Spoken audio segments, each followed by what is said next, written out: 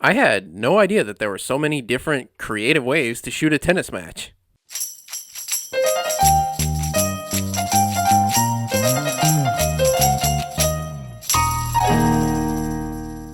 I didn't think much about this movie before going into it.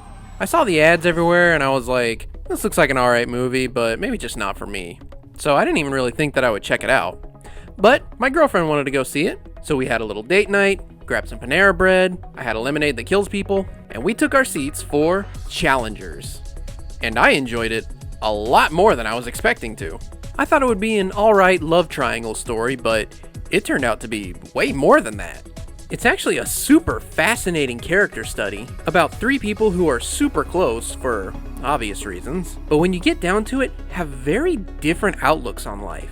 All three are tennis players that clearly love the sport, but one is a talented tennis player that wants to use that talent to skate by in life without putting much work into anything else. Another is a hard-working tennis player who understands that there is more to get out of life besides just this sport. And Zendaya's character is a great, talented, hard-working tennis player who has centered her entire life around this sport, but tragically has her ability to play taken away from her.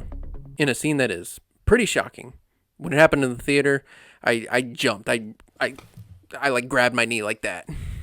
I love the way these characters' relationships are written. At one point, Zendaya's character describes a tennis match as being a relationship between the two players. And the movie does an excellent job of demonstrating that point by showing how these three are living out a tennis match. These two best friends are locked into each other's lives. Each is a huge part of the other's life. And Zendaya is the ball, bouncing between them, but manipulating the ways they each go. So it's only fitting that throughout the entire runtime of this movie, it is literally one big match between these two with Zendaya in the middle.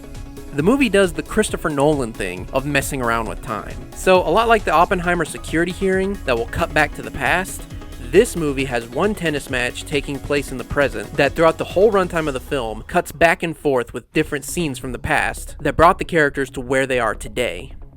It's really impressive writing that you never know which point in time it's going to cut back to. You don't know if it's going to be many years earlier, a few years earlier, a few weeks earlier, or just the night before, and yet somehow you always have the exact information you need at that point in time, despite how seemingly random the different points in time they cut to are. It's really brilliant. If I were to have one complaint, it would be that I don't think I quite get the ending. I feel like it's saying something about the three of them, but I really don't know what the conclusion is meant to be. But really, I don't think I need to, because the entire journey leading up to that point is so fascinating. Well, those are just my thoughts after watching this movie. What'd y'all think? Agree? Disagree? Think I'm stupid? Let me know in the comments. And let me know what you thought of this film. As for me, I say, Challengers? More like Gassengers.